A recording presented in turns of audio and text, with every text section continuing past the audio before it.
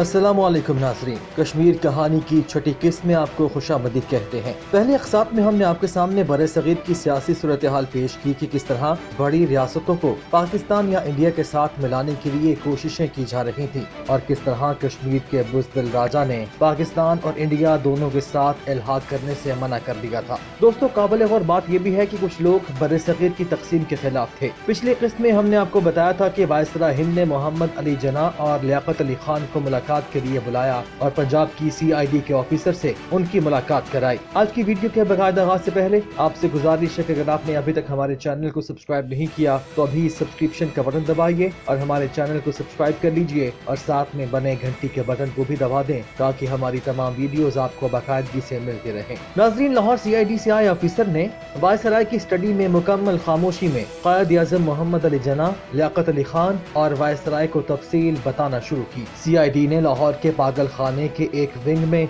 जो इस्तेमाल नहीं होता था अपना एक तफ्तीशी सेंटर बनाया हुआ था जहां वो मशकूक लोगों से तफ्तीश करते थे। यहाँ हर किस्म के लोग लाए जाते थे जिन पर CID को शक होता था कि वो ब्रिटिश सरकार के खिलाफ सरगर्मियों में मुलव्वस हैं या फिर मुलव्वस हो सकते हैं।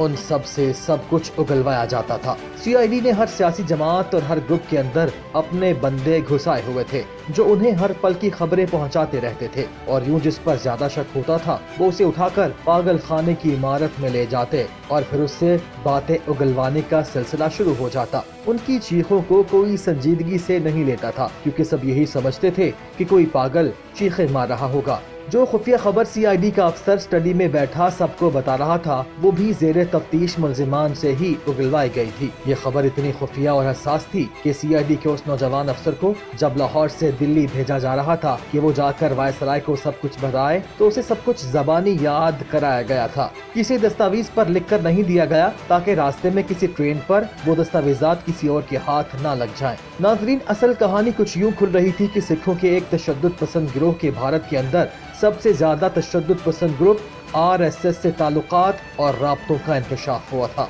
सिखों के उस गिरोह का सरबराह मास्टर तारा सिंह था। तारा सिंह ने लाहौर में सिखों के इस तशद्दुद पसंद गिरोह के खुफिया इजलास में अपने हामियों से कहा था कि वो पूरे भारत को खून में नहला दें।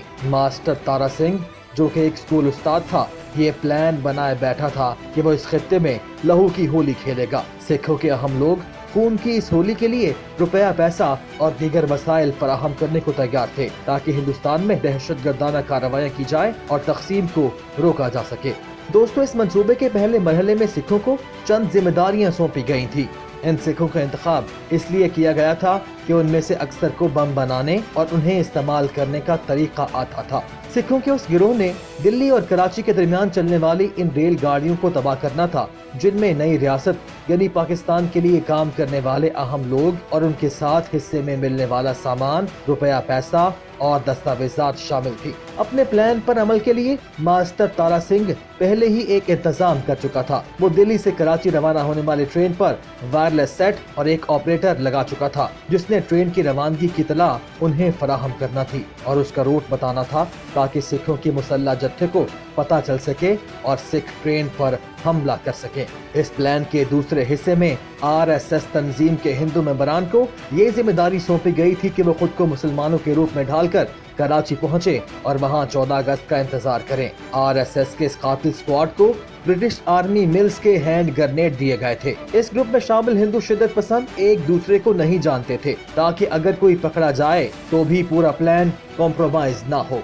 इस खुफिया मंसूबे के तहत RSS के उन मेंबरान ने 14 अगस्त को कराची में शहर की उन गलियों के उस रूट पर मौजूद होना था जहां से कायद-ए-आज़म मोहम्मद अली जिन्नाह ने पाकिस्तान बनने की खुशी में अपनी रिहाइशगाह से दस्तूर साज असेंबली तक एक जुलूस की शक्ल में गुजरना था। मंसूबा ये था कि सर्बिया के उस नौजवान की तरह कार्रवाई की जाए जिसने पूरे यूरोप को जंग अजीम अव्वल में धकेल दिया था। ख़वातीन व हज़रात, तंजीम के मेंबरान ने कायद-ए-आज़म की बग्घी पर ग्रेनेड से हमला करके उन्हें कत्ल करना था। RSS का प्लान था कि जिन्नाह साहब के कत्ल के बाद पूरे हिंदुस्तान में मुसलमानों और हिंदुओं के दरमियान एक खूंखार जंग शुरू हो जाए, पूरे हिंदुस्तान में फसादात फैल जाएं। इसी तरह पूरी जंग में हिंदू फातिह बनकर उभरें क्योंकि उनकी पूरी हिंदुस्तान में आबादी मुसलमानों से बहुत ज्यादा थी और यूं जहां हिंदुस्तान की तकसीम का सारा मंसूबा नाकाम होगा वहीं मुसलमानों का भी हिंदुस्तान से सफाया हो जाएगा और फिर हिंदुस्तान पर सिर्फ हिंदू राज होगा।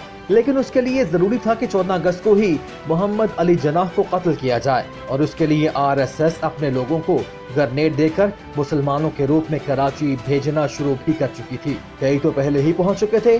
कायद-ए-आज़म खामोशी से ये सब कुछ सुन रहे थे। उन्हें यकीन नहीं आ रहा था कि जब पाकिस्तान की आज़ादी में सिर्फ एक हफ्ता रह गया था तो उन्हें कत्ल करने का मंसूबा बनाया गया है। दोस्तों, सीआईडी अफसर खौफनाक मंसूबे के तफसीलात बताकर खामोश हुआ तो लियाकत अली खान ने फौरन लॉर्ड माउंटबेटन से कहा कि वो सब काम छोड़कर सिखों के तमाम लीडरों को गिरफ्तार कर ले। माउंटबेटन ने लियाकत अली खान का यह मुतालबा सुना तो उसे समझ नहीं आई कि वो उन हालात में क्या करे। लॉर्ड माउंटबेटन ने जना साहब और लियाकत अली खान से कहा कि अगर वो तमाम सिख लीडरों को गिरफ्तार करने का हुक्म देते हैं तो इसी वक्त हिंदुस्तान में सिविल वार शुरू हो जाएगी और यही आरएसएस चाहती है। जो काम वो 14 अगस्त वाले दिन कराना चाहते हैं वो आज ही शुरू हो जाएगा।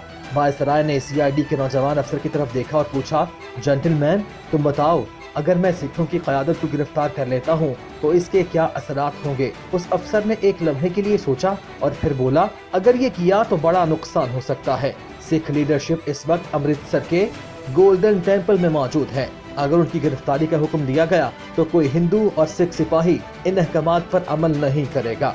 कोई भी गोल्डन टेम्पल के अंदर जाकर उन्हें गिरफ्तार नहीं करेगा, जबकि मुसलमान सिपाहियों को गोल्डन टेम्पल भेजकर उन्हें गिरफ्तार कराने का तो सोचना भी नहीं चाहिए। सीआईडी अफसर बोला, सर माफ कीजिएगा, लेकिन हिंदुस्तान की आज़ादी और तकसीम के प्लान के बाद अब पूरे पंजाब में ज्यादा काबिल एतमाद पुलिस अफसरान और एहलकार नहीं जो इस तरह का एक्शन कर सके। मुझे इल्म है कि मैं प्रोफेशनल बात नहीं कर रहा, लेकिन मुझे कोई ऐसा रास्ता नजर नहीं आता कि हम किसी ऐसे हुक्म पर अमल कराएं या सिख क़यादत को गोल्डन टेम्पल से गिरफ्तार कर सकें। दोस्तों, माउंटबेटन एक लम्हे के लिए सोच में गुम हो गया। फिर उसने कायद-ए-आज़म और लियाकत अली खान से कहा कि उसके पास एक और प्लान है। जो ही लॉर्ड माउंटबेटन ने अपना वो प्लान उनके साथ शेयर किया कि वो अब क्या करने लगा है तो लियाकत अली खान अपनी कुर्सी से उछल पड़े और वायसराय हिंद को तेजी से कहा, आप कायद-ए-आज़म को कत्ल करना चाहते हैं? लॉर्ड माउंटबेटन बोला, मिस्टर खान, अगर आपको लग रहा है कि मैं जना साहब को कत्ल कराना चाहता हूं तो फिर इस कार में मैं भी जना साहब के साथ बैठ कर जाऊंगा और उनके साथ मैं भी कत्ल होना पसंद करूंगा, लेकिन मैं हिंदुस्तान के 60 लाख सिखों के लीडरों को फौरी तौर पर जेल में नहीं डालूंगा जब तक मुझे उन दोनों गवर्नर्स की राय नहीं मिल जाती या वो दोनों इस बात से इत्तेफाक नहीं कर लेते कि हाँ, मुझे सिखों के लीडर्स को जेल में डाल देना चाहिए। ख़वातीन और हज़रात, वायसराय की स्टडी में गुफ्तगू खत्म हो चुकी थी। वायसराय ने जना साहब, लियाकत अली खान और सीआईडी के लाहौर से गए अफसर को रुखसत कर दिया। सीआईडी का ऑफिसर अपनी सिक्योरिटी के बारे में खासी एहतियात कर रहा था क्योंकि उसे यही हिदायत दी गई थी कि वो किसी कीमत पर किसी को भी पता ना चलने दे कि वो दिल्ली में क्या कर रहा था। लिहाजा उसी रात ट्रेन से वो वापस लाहौर के लिए रवाना हो गया। उसके पास माउंटबेटन का गवर्नर पंजाब के नाम लिखा हुआ एक खत था जो उस अफसर ने अपने अंडरपैंट में छुपाया हुआ था। लाहौर पहुंचकर वो फौरी तौर पर गवर्नर से मिलना चाह रहा था। उसे बताया गया कि उस वक्त गवर्नर पंजाब लाहौर में फ्लैटिस होटल में मौजूद हैं। सीआईडी का अफसर सीधा वहीं पहुंचा और वायसराय का वो खत गवर्नर पंजाब के हवाले किया। गवर्नर पंजाब ने वहीं वायसराय हिंद का खत पढ़ा, मायूसी की हालत में अपने कंधे उचकाए और एक गहरी सांस भरकर बोला, लेकिन हम कर ही क्या सकते हैं, हम उन्हें कैसे रोक सकते हैं। ख़वातीन और हज़रात, इस असना में 13 अगस्त का दिन आ चुका था। लॉर्ड माउंटबेटन ने कराची जाने का फैसला किया हुआ था। जहाज दिल्ली एयरपोर्ट पर तैयार खड़ा था। सीआईडी ने लॉर्ड माउंटबेटन को फिर बताया कि जना साहब को कत्ल करने के मंसूबे में तब्दीली नहीं आई थी। माउंटबेटन एक अफसर के साथ जहाज के पीछे चला गया था ताकि कोई और गुफ्तगू ना सुन सके। अफसर बोला कि सारी इंटेलिजेंस रिपोर्ट्स कंफर्म कर रही हैं कि प्लान मौजूद है। कल यानी 14 अगस्त जुमेरात की सुबह एक या ज्यादा बम उस ओपन कार पर फेंके जाने का मंसूबा है जिसमें बैठकर कायद-ए-आज़म ने कराची की सड़कों से गुजरना है। अफसर ने बताया कि तमाम तर कोशिशों के बावजूद वो अब तक आरएसएस के उन लोगों को ट्रेस करने में नाकाम रहे थे जिन्हें कराची कायद-ए-आज़म को कत्ल करने के लिए भेजा गया था। हमारी कायद-ए-आज़म से बात हुई है, वो हर सूरत खुली कार में ही जाना चाहते हैं। हमारे पास आप दोनों की हिफाजत के महदूद तरीके हैं। इस तबाही से बचने का एक ही हल है, आप कराची पहुंचकर कायद-ए-आज़म को कायल करें कि वो कल का जुलूस कैंसिल कर दें। माउंटबेटन कराची पहुंचकर जना साहब को जुलूस की शक्ल में जाने से रोकने में उसी तरह नाकाम रहा जैसे वो उन्हें पाकिस्तान बनाने से नहीं रोक सका था। लॉर्ड माउंटबेटन ने अपनी जिंदगी का मुश्किल तरीन फैसला किया और वो भी जना साहब के साथ उसी ओपन कार में बैठेगा और कराची की उन्हीं सड़कों पर से गुजरेगा। जो होगा देखा जाएगा। قائد اعظم کے لیے اس نے خود کو بھی حملہ آوروں کے سامنے ایکسپوز کرنے کا فیصلہ کر لیا تھا جن کی ضد کو وہ ناپسند کرتا تھا۔ قائد اعظم اور ماؤنٹ بیٹن ایک ساتھ باہر نکلے تو ایک بلیک اوپن رولس رائس انہیں کراچی کی سڑکوں پر لے جانے کے لیے تیار کھڑی تھی۔ ایک لمحے کے لیے ماؤنٹ بیٹن نے لیڈی وائسرائے کو دیکھا جو دوسری گاڑی میں بیٹھ رہی تھی۔ لارڈ ماؤنٹ بیٹن نے اس کی گاڑی کے ڈرائیور کو سخت ہدایات دی تھی کہ وہ اس کی کار کے پیچھے جڑا رہے۔ جو ہی وہ گاڑی میں بیٹھے لارڈ ماؤنٹ بیٹن کی آنکھیں جناح صاحب سے جا ملی۔ دونوں نے ایک دوسرے کو دیکھا لیکن بولے کچھ نہیں۔ گاڑی چل پڑی۔ ہر طرف انسان ہی انسان نظر آ رہے تھے جن کے چہروں پر خوشی پھیلی ہوئی تھی۔ اس 3 کلومیٹر سفر کو محفوظ بنانے کے لیے فوجی دستے وہاں تعینات کیے گئے تھے جن کی پشت مجمع کی طرف تھی۔ لارڈ ماؤنٹ بیٹن نے سوچا اگر قاتل نے بم پھینکنے کے لیے باہر نکالا تو یہ فوجی دستے اسے کیسے روکیں گے، کیونکہ مجمع کی طرف تو ان کی پشت تھی۔ وہ تو مجمع کو دیکھ ہی نہیں رہے تھے۔ جو دھیرے دھیرے اوپن گاڑی چل رہی تھی لارڈ ماؤنٹ بیٹن لاشعوری طور پر مجمع کو ہی بڑی بے چینی سے دیکھ رہا تھا، جیسے وہ اس قاتل چہرے کو تلاش کرنے کی کوشش کر رہا ہو جس نے ابھی گرنیڈ سے قائد اعظم اور اس پر حملہ کرنا تھا۔ جب قائد اعظم اور وائسرائے ہند گاڑی میں بیٹھ کر روانہ ہوئے تو انہیں 31 توپوں کی سلامی دی گئی جس کی گونج کراچی کی سڑکوں پر تا دیر سنی جاتی رہی۔ شہر کی سڑکوں پر ہر طرف جشن کا سما تھا، ہر چہرہ خوش اور پرجوش لگ رہا تھا۔ کوئی سڑک پر تھا، کوئی گلی کے نکڑ پر، کوئی کونے میں تو کوئی گھر کی بالکونی پر لٹکا ہوا تھا۔ ہر طرف لوگ ہی لوگ تھے جو اپنا ملک پا کر خوشی سے بے حال ہو رہے تھے۔ ماؤنٹ بیٹن ان سب چہروں کو غور سے دیکھتا جا رہا تھا اور سوچ رہا تھا کہ انہی میں سے کسی کے ہاتھ میں وہ گرنیڈ ہے جو اس نے ان کی کار پر پھینکنا ہے۔